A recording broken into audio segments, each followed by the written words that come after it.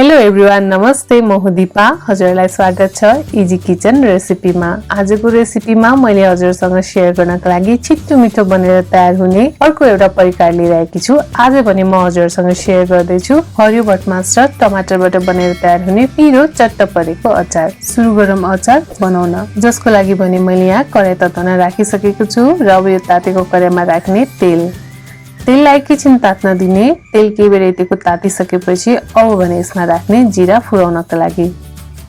जिरालाई राम्रोसँग फुराउने। जिरा राम्रोसँग फुराइसकेपछि अब भने यसमा राख्ने काटेको प्याज राखिसकेपछि अब यसमा राख्ने हरियो खुर्सानी। हजुरले कतिको पिरो खानुहुन्छ त्यो अनुसार राख्नु होला। यो सँगसँगै राखे मैले अदुवा र लसुन राखिसकेपछि मैले भने यहाँ राखे हरियो प्याज पनि। यो सबै सामग्री अब हामीले राम्रोसँग भुट्ने। ग्यासको हिटलाई चाहिँ हामीले मिडियम टु हाईमा राख्ने। केही सेकेन्ड ग्यासको हिटलाई मिडियम टु हाईमा राखेर यो प्याजहरुलाई भुटिसकेपछि अब भने यसमा हामीले राख्छौं हरियो भटमास। यो प्याजलाई एकदम गोल्डन ब्राउन हुने गरी भुटिसकेपछि भटमास राख्दा चाहिँ प्याज डढ्छ, किनभने हामीले अब यो प्याजमा राखेर नै भटमासलाई भुट्ने छौं। त्यसैले प्याज हल्का मात्र भुटेपछि यसमा राखिदिने भटमास राखिसकेपछि यसमा राखिदिए मैले थोरै बेसार राखिसकेपछि अब भने यसलाई हामीले राम्रोसँग चलाउने र प्याज सँगसँगै यो हरियो भटमासलाई पनि भुट्ने। यसरी प्याज र हरियो भटमास सँगसँगै भुटिँदाखेरि प्याज पनि भुटेर ब्राउन कलरको हुन्छ भने हरियो भटमास पनि यहाँ तयार हुन्छ। हजुरले यहाँ भिडियोमा देख्न सक्नुहुन्छ प्याज पनि डढेको छैन, भुटेर ठिक्क भयो र यो हरियो भटमास पनि पाकेर यहाँ भुटिसकेको छ। यतिको भएपछि अब भने यसमा राख्ने हामीले टमाटर। मैले भने यहाँ आधी केजी टमाटरलाई यसरी काटेर लिएकी छु।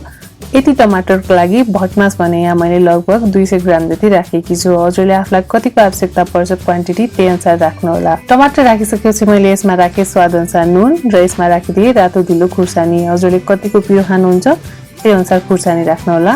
नुन र खुर्सानीको धुलो राखिसकेपछि अब भने यसलाई हामीले एकचोटी राम्रोसँग चलाएर मिक्स गरिदिने। केही बेर यसलाई यतिको चलाएर मिक्स गरिसकेपछि अब भने यसमा राखिदिने थोरै पानी। यतिको पानी राखिसकेपछि अब भने यसलाई हामीले छोपेर पकाउँछौं। यसलाई छोपेर पकाउँदा चाहिँ हामीले यहाँ 10 मिनेट छोड्दिन्छौं। यतिखेर भने हामीले ग्यासको हिटलाई लोमा राखेर पकाउनु पर्ने हुन्छ। 10 मिनेट जति यसलाई हामीले यसरी लो हिटमा छोपेर पकायौं। अब भने चेक गरौँ। हजुरले यहाँ भिडियोमा देखिराख्नु भएको छ टमाटर एकदम मजाले गलिसकेको छ। यतिको गलिसकेको टमाटरलाई अब भने हामीले यसरी म्याश गरिदिने। राम्रोसँग चलाएर टमाटरलाई म्याश गरिसकेपछि ग्यासको हिटलाई चाहिँ हामीले लोमा नै राख्छौं र यसलाई राम्रोसँग मिक्स गरेर चलाइदिन्छौं।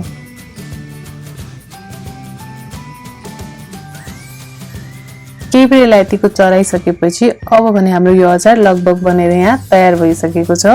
अब ग्यासको हिटलाई मिडियममा राखेर 1 मिनेट जति यसलाई नछोपिकन पाक्नको लागि छोडिदिन्छौं।